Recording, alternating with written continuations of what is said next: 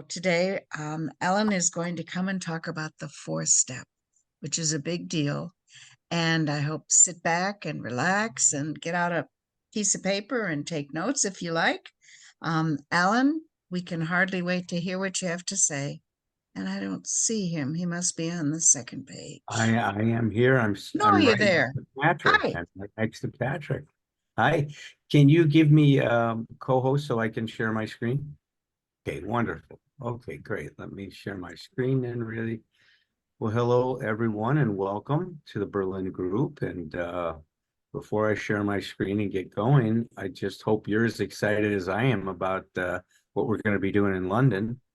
It's going to be great to see some of you face to face and give you a big hug and say hi and to interact in person, right? We're coming out of COVID, thank God. I've really missed the human contact. I mean, Zoom is great and it's wonderful. It's created opportunities like this for all of us, which I'm very grateful for. But I also miss the other side of the coin, the human contact. So I'm really looking forward to the workshop. And, you know, not only are we hoping to do some great work together, but also have some fun. And before the workshop, I'm going to be doing a 2-day group therapy session for people that would like to do some intensive work on their recovery. Patrick can give you the details of that later. So, you know, if you want to really dig into something, I'll be working with a small group of people for a couple days before the conference kicks off. And like I said, Patrick can give you information about that. But today we're going to be focusing on step 4. So let me share my screen with you.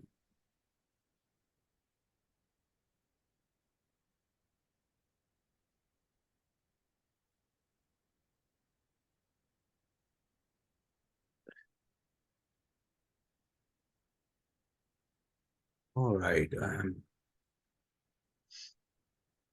hoping that everybody can see that. Can you see that okay, Susie, now that I brought it up? Okay. Just Well, perfect.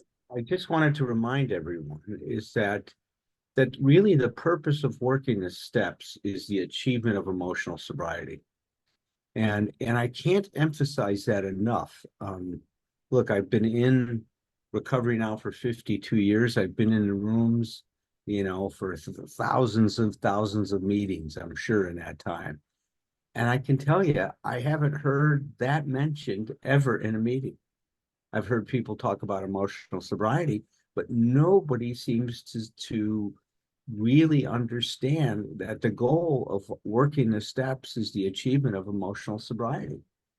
And as Herb and I have been going through the steps, we're really trying to look at the steps through the lens of how are the steps helping us achieve emotional sobriety. And as you see, step 4 has a very, very important role in that whole process.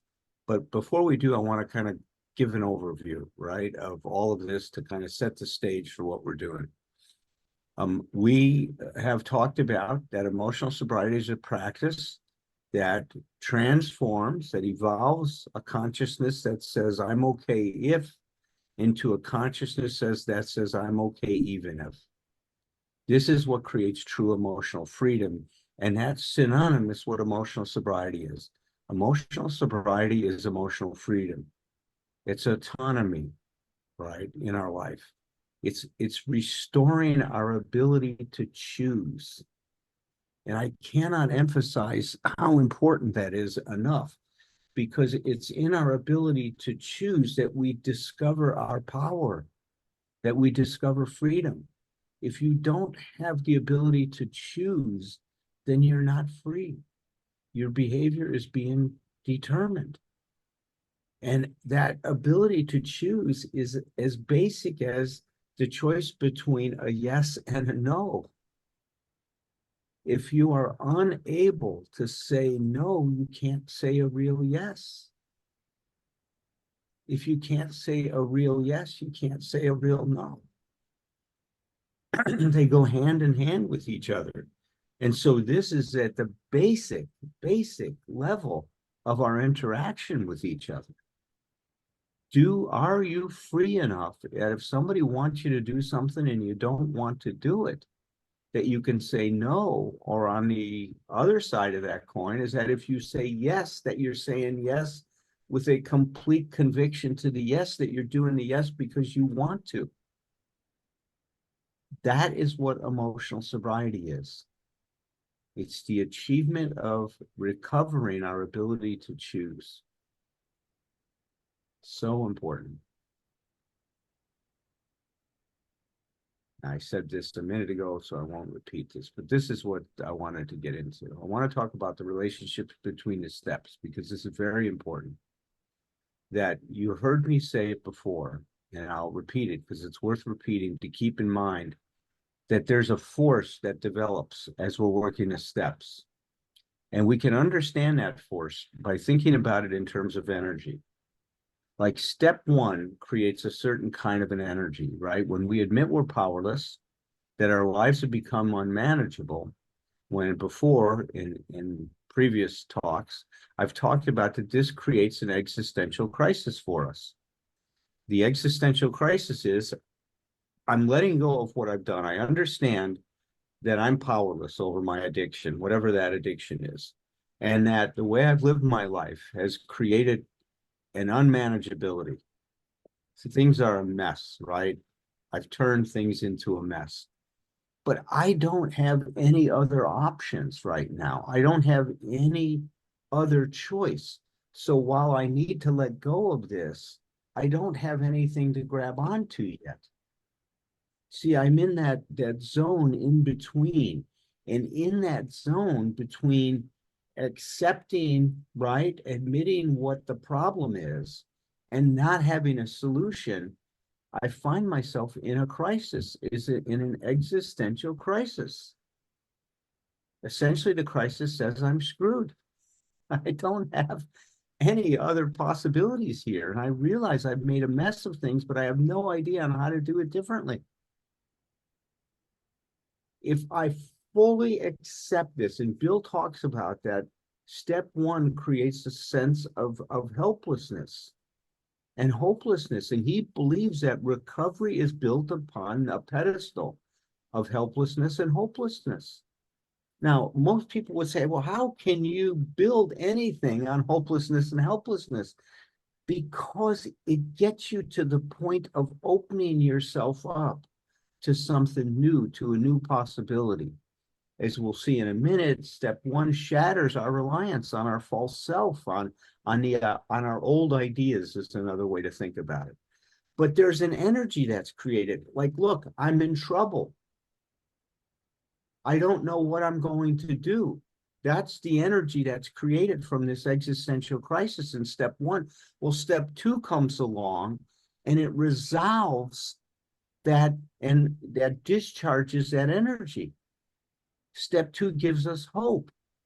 But at the same time, it resolves that and that crisis that we're in. It creates a new challenge, doesn't it? Yes, there's hope. Things can be different, but how? This is the what can happen. I can be restored to sanity. I know that.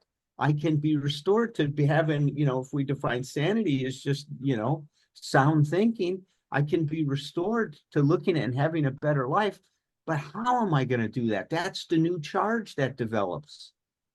And that's where step three comes along and it resolves that charge. It says, okay, we'll make a commitment, right, to a new way of life. So we make this commitment, it resolves that, but it creates a new energy. I've made a commitment. Now I am committed to this new way of life. What do I need to do? And that's where step four comes along. So the new charge is, what do I need to do? I've made a commitment.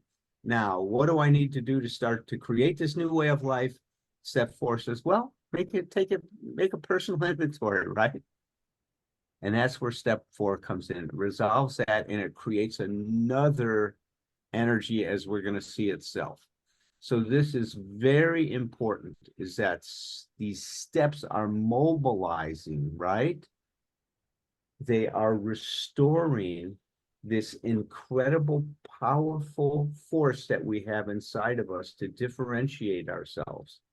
This force of self-actualization, this force that moves us to be what we can be, that has been hijacked by our false self and by our addiction. And that's what's taking place here. It's phenomenal in terms of what's going on. So, for the sake of time, instead of reviewing all those steps, I want to run ahead. Well, I just want to say something about this, and then I'll jump on. Well, 2 slides I'll present to you, and then I'll jump to step 4. So this is Dr. Arnold Berger. He was a psychiatrist at UCLA, became trained as a Gestalt therapist. And what he realized when he was working with Gestalt therapy is that change occurred when one becomes what he is, not when he tries to become what he is not. So when we own our reality, when I say I am powerless, I discover a power. When I say my life is unmanageable, I begin to learn how to manage. Right? That's what we've learned, that change is paradoxical. And we need to keep this in mind, because that was the lesson we learned. And that's a very powerful tool for us changing something in our life, is to own it, not run away from it, not avoid it, but to take radical responsibility for what we're doing in our life. So what happens is that 4 categories of self-realization that are going to be happening as we work these steps is, first, a realization about ourselves, about who we are and who we aren't. And this becomes very important, this self-awareness. What are the forces that are driving me? And as we're going to see, our emotional dependency is a major, major driving force in our life. We'll talk about that, realization about our relationship with others. What determines that? And we're going to see how our emotional dependency plays out, that, how we show up at work. And then finally, in terms of assuming our place in the world. So what emotional sobriety is about becoming aware of how we show up in all of these different places in our life, and learning how to bring the best of ourselves to our relationships with ourselves, with others, with our workplace, and by finding our place in the world. Another way of saying that is finding our meaning in this world. What is our purpose to be here? And that becomes an important thing. Okay, so let's jump up to step 4.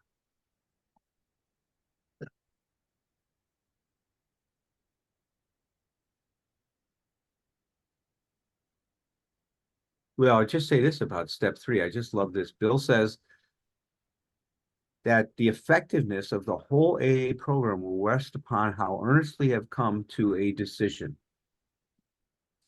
You see, this decision, making this decision, we made a decision to turn our will and our lives over to the care of God as we understood him. Making this decision 100% and making a commitment to it 100% is a key to our recovery. And I said in my first book that Hazelton published, 12 Stupid Things That Mess Up Recovery, if we put less energy into our recovery than we did into our addiction, we're never going to make it. And I don't know what kind of an addict you are, but I would go to any lengths to get high at the party. And if I'm not willing to go to any lengths to stay clean and sober, it's just not going to work. So I have to meet this, what now my recovery, with an equivalent amount of energy, if not more. And that's easy to do if you get excited about what you're doing. If you can become interested in yourself again, and I think that's one of the things that the steps do for us, is that it helps those of us that have lost interest in any other possibilities in our life gain an interest in ourselves like we've never had before. We become curious about how come I'm doing what I'm doing. We become curious about, is there another way to do this? And we become excited that there's these possibilities. Now, that doesn't happen if you're working the program because you're afraid of going to jail, or you're working the program because you just want the pain to stop. You see, this kind of motivation is grounded in a motivation to become what you can be. We call it a growth motivation. And that's the motivation we have to tap into to get the full benefit of these steps and to be able to achieve emotional sobriety. If we don't have that, we won't make it. If we don't get to that place, we won't experience what Ernie Larson calls full recovery or complete recovery. I wanted to say that real quickly. All right, so step 4. We made a searching and fearless moral inventory of ourselves. So we said, yes, I've made a decision to turn my will and my life. I've made this commitment to this new, finding this new way of life. And I love how, so a certain charge builds up, right? I've got this thing now. What do I do? And the what gets answered. Make a searching and fearless moral inventory of yourself. Well, what is the therapeutic value of this, right? Well, in order for us to really, really develop a new way of life, we have to understand who we are and who we aren't. You see, increasing our self-awareness by focusing our attention on making a searching and fearless moral inventory will give us some insight that we're going to need to work the rest of the 12 steps, insight into ourselves. And it's also going to help us develop a very important characteristic, and that's being honest with ourselves and others.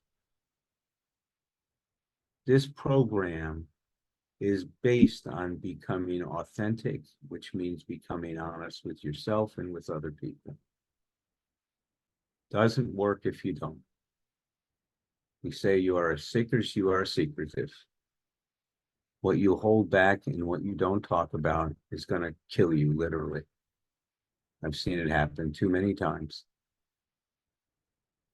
So as we start to dig into this inventory, what we're really trying to do is become aware of ourselves.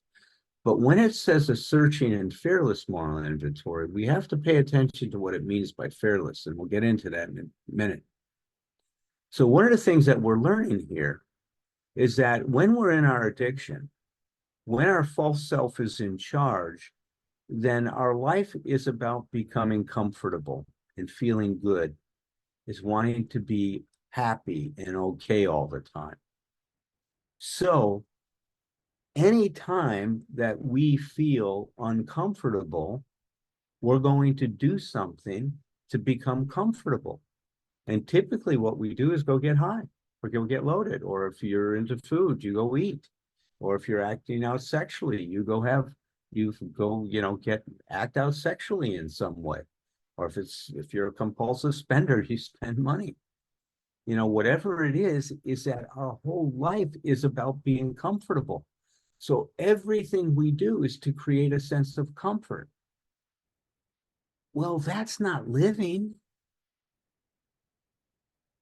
Because life is not just about being comfortable. So when we say we're being restored and that we're recovering our lost true self, our true self is about taking risks, being uncomfortable and working with that discomfort until we figure out and master whatever task is set before us.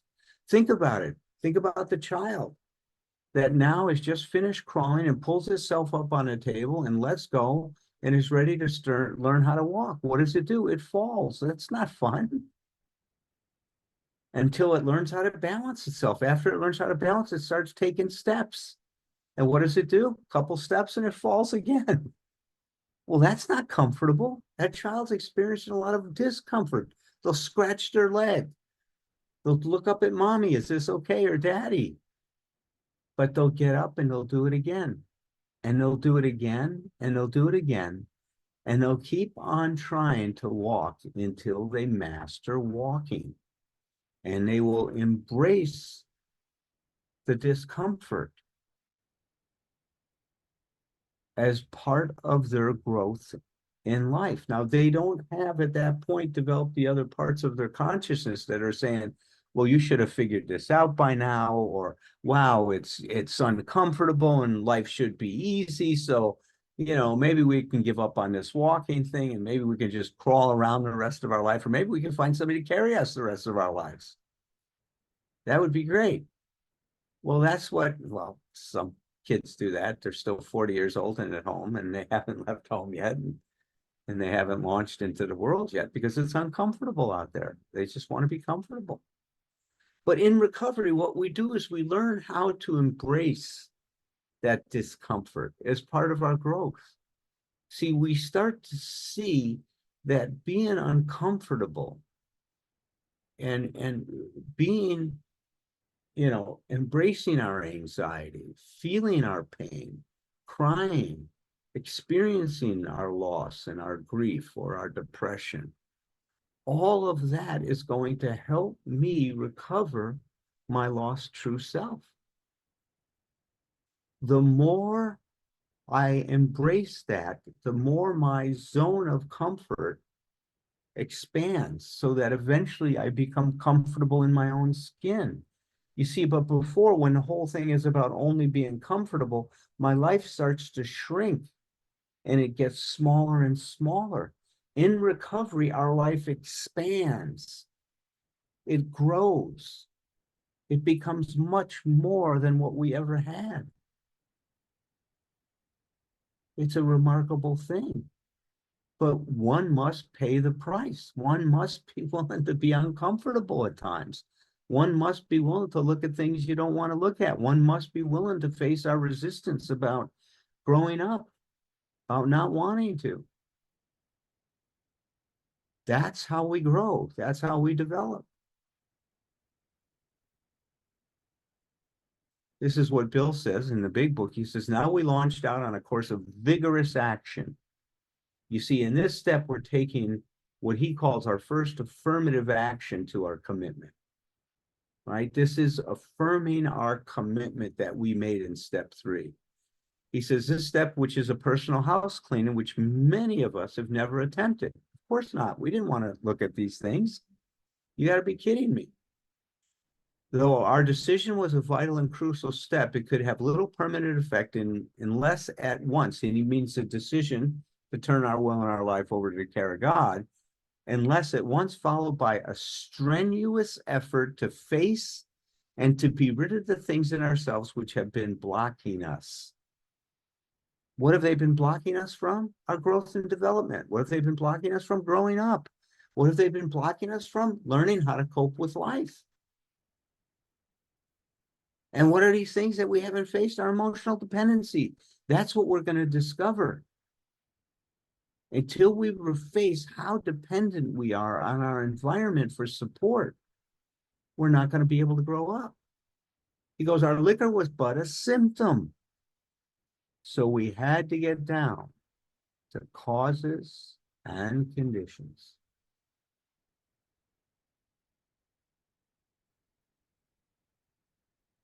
So this is step thoroughly. Working this step thoroughly is the first tangible evidence. Tangible, meaning it's something we can get our hands on of our willingness and our commitment that we made in step 3. Awareness is the first step in the process of change. We need to search out our flaws in our makeup which caused our failure. Well, if everything I do is dependent on the environment for support, then that's going to cause my failure all the time unless people and things are happening the way I want them to. If they are, then I'll be okay. But good luck if you build a life on that kind of a foundation. It's always going to be shaky. Bill goes on to say this. He says, we want to find out how and when and where our natural desires have warped us. Our natural desires. Our natural desire is to please and cooperate, to join, to be a part of. You also have a natural desire to be your own person. Those are the two forces that we must balance in our life if we're going to grow up and develop. So if we fall out of one side of the bed, then we're just being people pleasers, right? We're codependent. If we fall out of the other side of the bed, we're being narcissistic. It's all about me. Now, the truth is that whether we're people pleasers or we go in this other direction of selfishness, that we're still making everything about us. We just do it in a different way. So he goes on to say, we wish to look squarely at the unhappiness that this has caused others and ourselves. By discovering what our emotional deformities are, we can move towards a correction. And without a willing and persistent effort to do this, there can be little sobriety or emotional sobriety or contentment for us.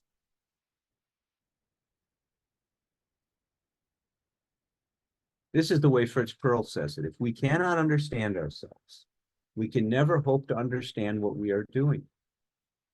We can never hope to solve our problems. We can never learn to live rewarding lives. However, such understanding of ourselves involves much more than the usual intellectual understanding. It requires feeling and sensitivity too.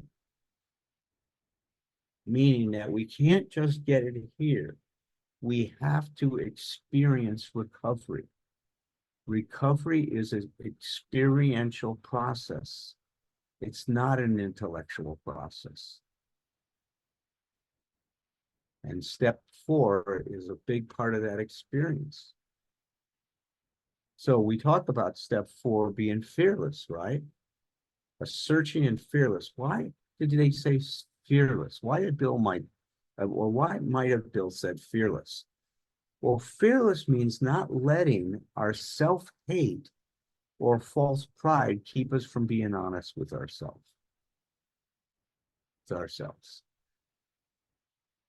What do I mean by self-hate? Well, you see, when we developed, well, I might have a slide that'll show this. Yes, I do. I happen. So when we developed this false self, this idealized self, you see it's the outer ring.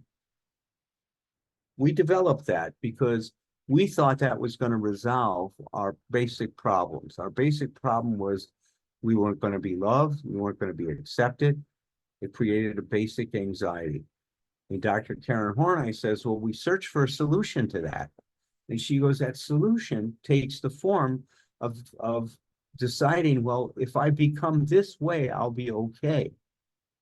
It is looking for an I'm okay if solution, but it's basing it on an idealized self. It's kind of investing in the wrong stock, right? Kind of a thing.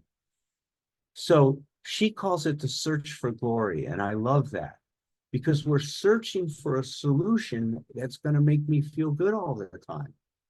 So that becomes our false self. If I become this way, if I just become that, I will be okay. You will love me. I will be accepted. I will belong. All my problems will be solved. So as long as I behave within the confines of those shoulds, and that idealized self creates a tyranny of shoulds, because we come up with all of these rules about how we're supposed to behave to be okay. And if any of our behavior falls outside of that, if we become aware that we're not what we think we should be, we despise ourselves for it. You see, that's where the self-hate comes in. And you see those kind of green diamonds? Well, that's when I become aware that I'm not just who I think I should be. There's a lot of other parts of me that don't fit into that. And my first response to that is going to be to hate myself for that, because it's going to create an anxiety that if I'm not the way I think I should be, then I'm not going to be okay. But what did I say before? Being okay was based on not being uncomfortable. It was based on those old ideas. And one of the things that's so loud and clear in our recovery is that until we let go of our old ideas, the result is no. Our old ideas is that I have to be a certain way to be okay. That's an old idea. I need to be who I am to be okay. Doesn't mean I don't work on myself and I don't improve myself. It just means that I must start with acceptance if I'm going to have any chance of creating the life I want to create. So when I see these things, and that's what this step is asking us to do, I have to deal with this self-hate, or else it's going to stop me. Most people encounter a lot of resistance to this step, and it's because of this false pride, this self-hate. False pride being pride in that I'm perfect, that I'm this idealized self. Any pride that's based on being what I think I should be is what we call false pride. Real pride or authentic pride is when you are just who you are and you feel good about it. So this is one of the things we're up against, is dealing with our self-hate when that starts to show up. And that's why, if you're stuck on working for the fourth step, start to look at what might be causing you resistance to it. And if you dig deep enough, I think you might find this self-hate. So enough with that. Let's open this up now. How do I get out of it? Stop sharing. There we go. I'm back with you now. So let me say a few more things about this, and then we can open it up to a discussion of step 4. So as we inventory, and at some other point, I'll talk to you about doing an emotional sobriety inventory, is one of the things we want to look at. And Bill really encouraged us to do this in step 10, but it's apropos in step 4 as well. He goes, anytime we're disturbed, it's a spiritual axiom, by the way, at any time we're disturbed, that there's something wrong with us. I like to think about it as there's something off with us. Well, what's off with us? Well, if we dig into our disturbance, and this is what he said in his letter back in 1953 that was published in the 58 Grapevine. He says, any disturbance is rooted in some unhealthy dependence and its consequent demands. If we do a searching and fearless moral inventory of ourselves, we are going to see that our emotional dependency has been riddled throughout our life, especially our adult life, because it makes sense to be dependent when you're a kid.